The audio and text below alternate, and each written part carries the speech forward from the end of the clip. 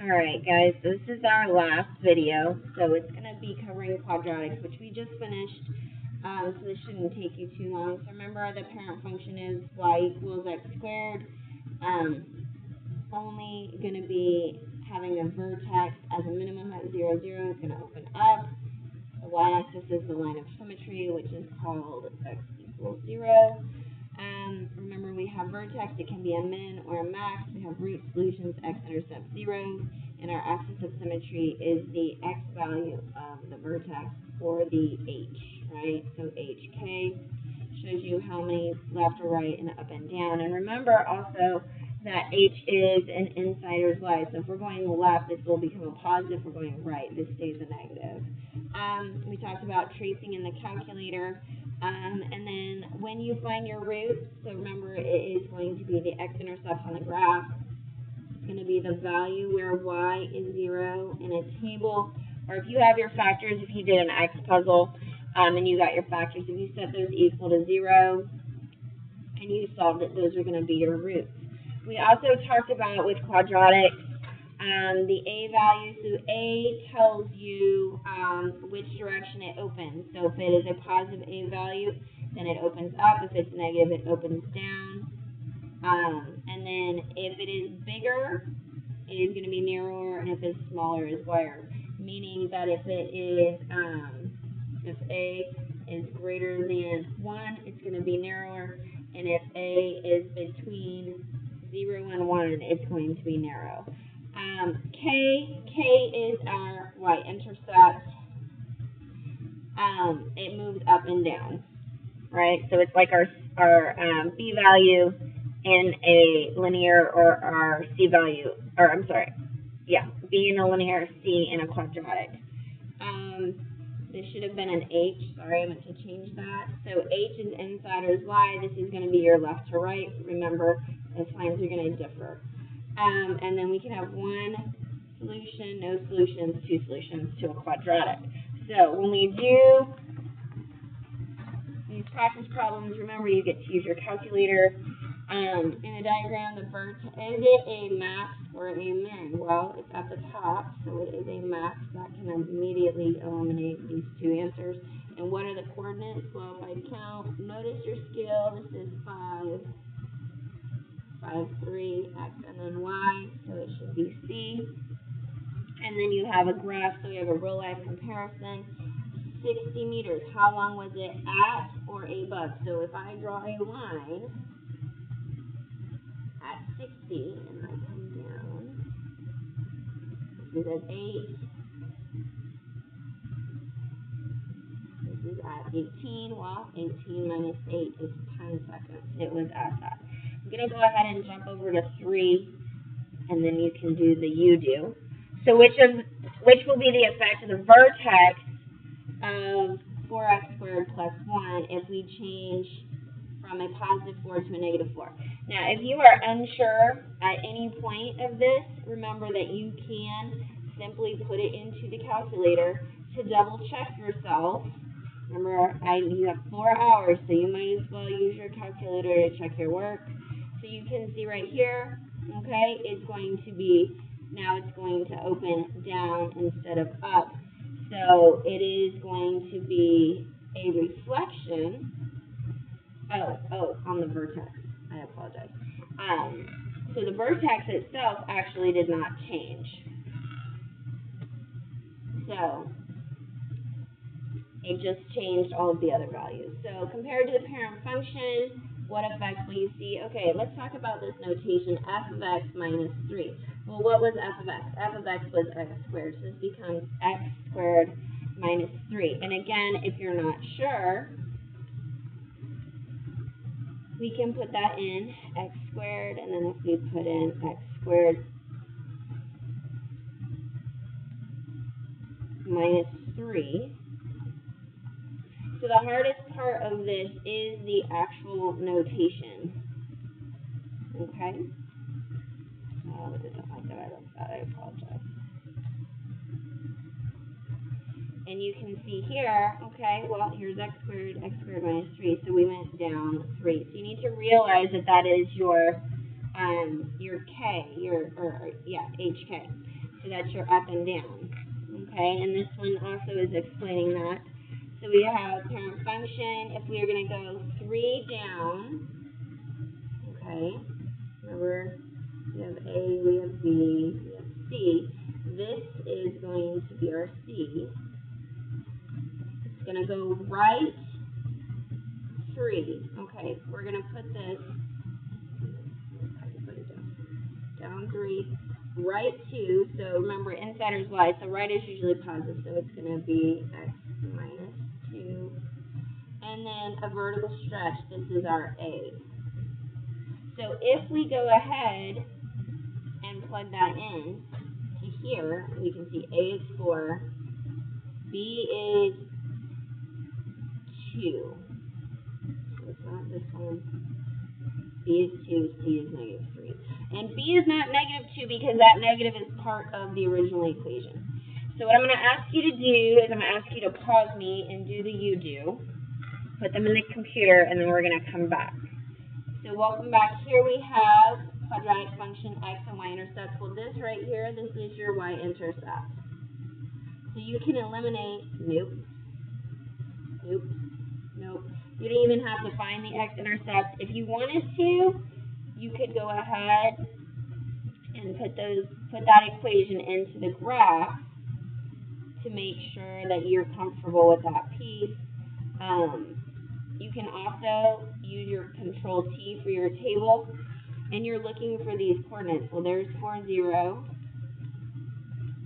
negative 2, 0, and then we said 0, negative 8. So you can make sure that all of those coordinates match. Here we have another real-life question. When was the temperature below 28? So here is 28. So really here to here. Now this is 9 p.m. to 3 a.m. So if you wanted to count 1, 2, 3, 4, 5, 6 hours, which is going to be C.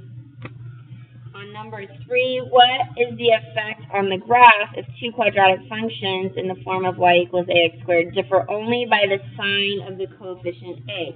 So what you can do here, again, if you are unsure, is put those in.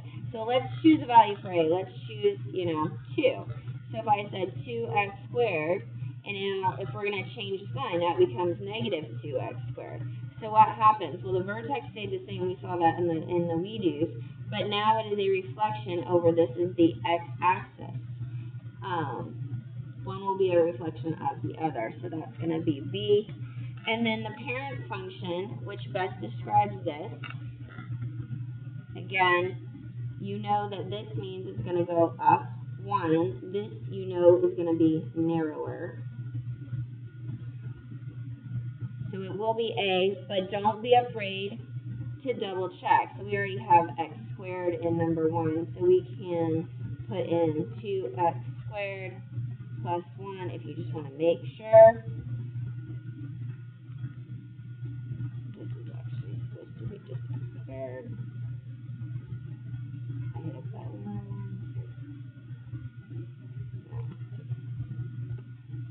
So you can see it is actually going to be narrower, and it went up 1.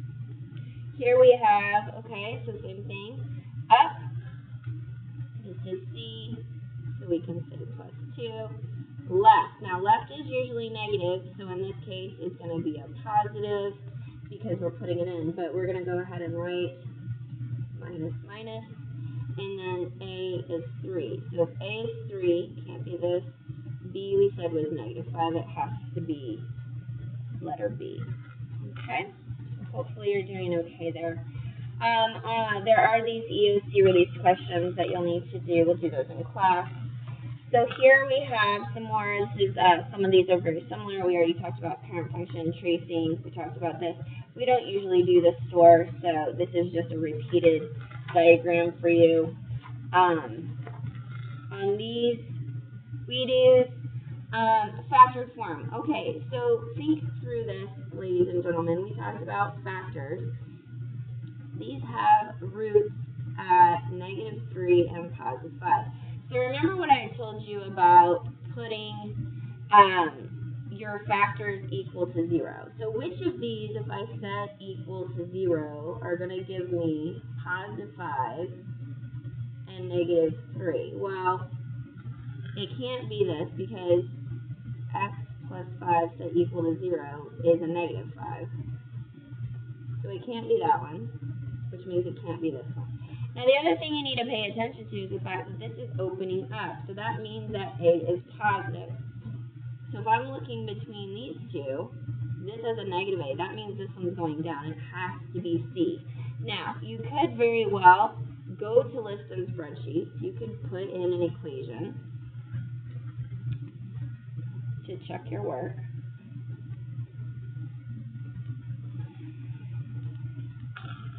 And I would just use those roots. I would say, negative 3 and 5. And then I would use this Y-intercept as a third point because remember on a quadratic you need to have 3 points. If you're wanting to check yourself, menu 461, X, Y. And you can see here's the equation. Now, it doesn't really matter what the equation is. I'm just going to say control doc and put it in a graph. And then I want to know if C is correct. Well, if C is correct, then when I graph this,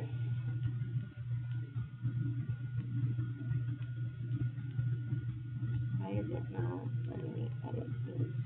There you go. When I graph this, then it should overlap. And you remember, you can put factored form in here. Look, it overlaps. I'm good to go. This one has two solutions. What are they? Calculator isn't really going to help you too much on this because this is not going to be in the graph. You simply need to distribute here. And then you need to make sure everything is on the same size. So minus 4x minus 16. X squared minus 2x minus 15. Now you can graph it. You're not going to be able to graph this first one. However, you can graph this second one. So we can say x squared minus 2x minus 15. And is this black one. So we can even do control T. And I can say, so they wanted the roots, so I'm looking for a 0. Here is a 0. So I have 5. I could go this direction. There's 0, negative 3. So it's going to be B. Same concept here. I'm going to move my 52 over. So I have 2x plus 7 squared minus 50. And remember, you can put factored form into the graph. X plus 7 quantity squared minus 50. And again, I can see I have one at negative 2, which means it's not those. And then I can't really see the other one, so I'm just going to do control T. There's my negative 2. And then I can, right here, negative 12. It's going to be C. So you do the you do, and then come back. Welcome back. So you know this is going to be negative, so it can't be these two. I have roots at negative 10 and positive 8. So it has to be, it cannot be this one. If I set this equal to 0, I get x equals negative 8. So it has to be this because the 10s match. It's going to be B. Again, you can graph that if you prefer. So I have x squared plus 2x equals 3x plus 6. So I'm going to make these all be on the same side. I get x squared minus 1x minus 6. You can do a cross puzzle here to get your factors if you prefer. That's simply up to you. And